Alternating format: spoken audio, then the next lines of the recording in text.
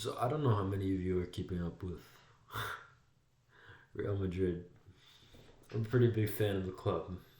And recently, or today, it was like literally an hour ago, it was announced that the elections have officially started for the Real Madrid president between Florentino Perez and Enrique Riquelme. And in all my history of elections, political, sports, fucking student council, this has to be the messiest election I've ever seen in my entire life. The messiest, hands down. On one side, you have a very experienced president who has, in the past 2 years, lost the faith and trust of their fans. And on the other hand, you have a president elect, not current president, president elect, who has made several promises in order to persuade people to vote for him. And each promise that he's made has been shut down in an hour. In an hour, it's just been shut down. Every single thing he said about, hey, I'm going to sign it. Before I get too ahead of myself, let's actually explain. So first, his first promise is to bring Rodri, Ballon d'Or winner, who, to be honest with you, is amongst all transfer targets for Real Madrid the lowest hanging fruit you could possibly attain. That man has been on his fucking knees for the past season begging to join Real Madrid. And don't get me wrong, he's a great player. Like, he's still of quality. But at 29 years old, let's be honest, this season hasn't been the best for Rodri. These past few seasons since his Ballon d'Or win, it's been fucking messy. All right? So, he's the lowest hanging fruit. That guy will join Real Madrid for a bag of fucking chips for his salary if he could. Then right after that, this is where I was like, okay, you know what, Rodri, sure. You can make that promise. Let's see who else the big transfer target that you have in mind is. This guy just announces Haaland, which is where he instantly lost me. As soon as he said it, just as soon as he said it, he lost me. Because realistically, what are the chances that a man who is signed to a 9-year contract with Manchester City will be, first off, even allowed to leave, but also want to join from a club that he literally just signed a 9-year contract with? What sense does that make? What sense? Nothing. There's no sense to it. He just said it. He just said it for the sake of saying it. And not even a few hours later, already, his agent comes out, and his father as well, comes out and says, it's just not true. It's fucking cap. You lied. There's no agreement. So he's completely relying just on a fucking coin toss. Not even a coin toss. There's more probability that he'll get something. A miracle. Just a miracle will happen that will allow him to sign Haaland. Instantly, you've lost me. But you could make it up. Maybe. Maybe this was just a fluke. Maybe there's something we don't know. Maybe this was just a one-time thing that you promised and you thought, would work. But what a mess. And not on top of that, after making the Haaland promise, he's already getting threatened for a lawsuit from Manchester City. So you've made more of a mess. And if you get elected president, that not only brings your mess to the club, that brings your mess to the club. Because now you're the president making this claim and you're also getting a fucking lawsuit from another club. So we have to deal with your mess as well. And then the next promise that Riquelme makes. My choice for coach will be Jurgen Klopp. A guy who in the past year has constantly said he has no interest in coaching for the foreseeable future. And then on top of that, not even an hour later, also has his agent come out and say, that's fucking cap. Just wow. Listen, in the beginning of this whole, election announcement, in my heart, I wanted sort of Riquelme to be this exciting prospect for a president because, as great as a president as Florentino Perez is, no club should be, you know, removed from the fact that, there should be exploration of different options for leadership, including Real Madrid. For as big as Real Madrid and for as huge of a president as Florentino and influential as a president as the Florentino Perez has been, no club is exempt from an election.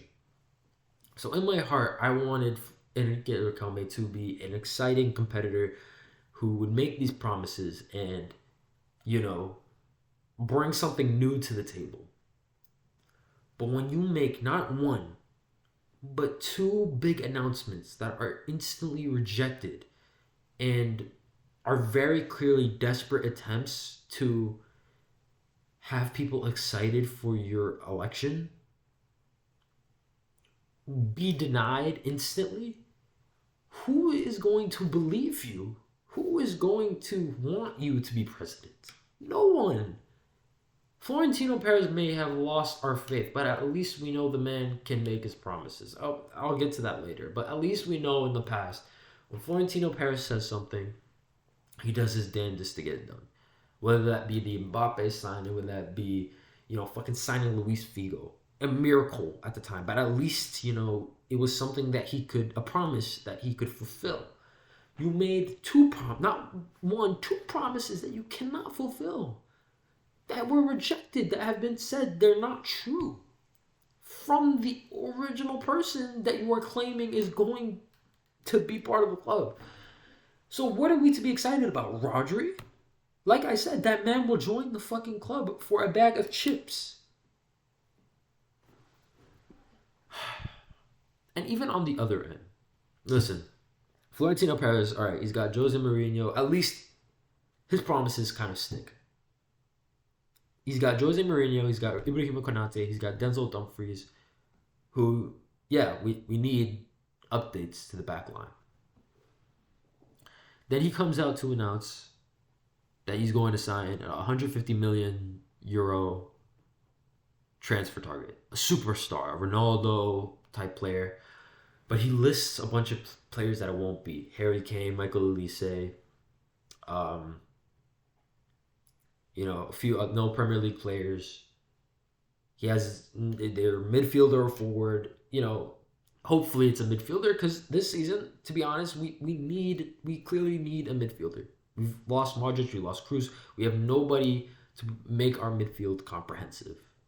Jude Bellingham and Fede Valverde are too far close in play style than we anticipated. They just can't carry the load.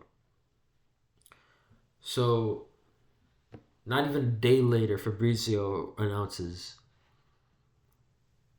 that the player in mind was in fact Michael Olise, who, keep in mind, this entire season has been considered by Bayern Munich as untouchable. Even for 200 million, he's untouchable. Listen, I would love Michael Olise to join Real Madrid. He's a great player. He's a wonderful player. I would love to see him playing for Real Madrid. He's incredible talent. But the one guy who this entire season has been said will not go anywhere and is on contract till 2029. At least it's not Haaland until fucking 2035 or whenever that is. But it just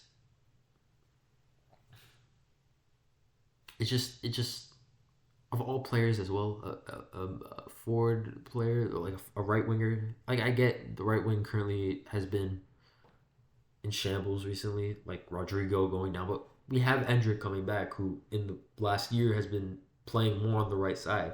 Give the kid a chance. Like, he's proven himself. He went on loan. He did what you wanted of any loan to do, which was put up numbers and prove himself that he can play as a starting 11 if you give him the chance. And he was given that chance, and he played very well on the right wing. Give him a chance. Like, I get it. Like, listen, Michael Olise, of course, is the better player, but what did we sign this young talent for if we're not going to use him? You know, just to sign another 150 million player.